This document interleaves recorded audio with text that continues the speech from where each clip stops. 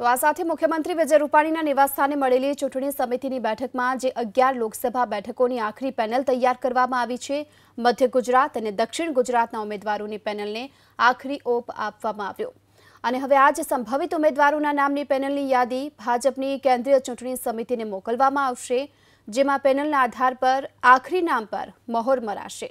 સંભવિત ઉમેદવારોના નામની યાદી પર એક નજર કરીએ તો વડોદરા લોકસભા બેઠક પરથી ભાર્ગવ ભટ્ટ, રંજનબેન ભટ્ટ, જ્યોતિબેન પંડ્યાનું નામ નક્કી કરવામાં આવ્યું છે, જ્યારે કે ભરૂચ બેઠક પરથી મનસુખ વસાવા, ભરતસિંહ પરમાર અને ઘનશ્યામ પટેલનું નામ પેનલમાં સામેલ છે।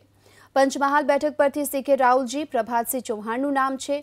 છોટાઉદેપુર બેઠક પરથી રામસિંહ રાઠવા, જસુભાઈ રાઠવા અને જયંતિ રાઠવાનું નામ નક્કી કરવામાં આવ્યું છે, જ્યારે દાહોદ બેઠક પરથી જસવંતસિંહ ભાભોર, વલસાડ બેઠક પરથી કેસી પટેલ, ડીકે પટેલ અને ધરમપુરના ધારાસભ્ય અરવિંદ પટેલનું નામ સંભવિત ઉમેદવારોની યાદીમાં સામેલ છે। નવસારીથી સીઆર પાટીલ, જ્યારે બારડોલી બેઠક પરથી પ્રભુ વસાવા, રીતેશ વસાવા, મોહન ડોડિયા, સુરત બેઠક પરથી દર્શનાબેન જરદોશ, નીતિન ભજીયાવાલા અને અજય ચોકસીના નામ નક્કી કરવામાં આવ્યા છે।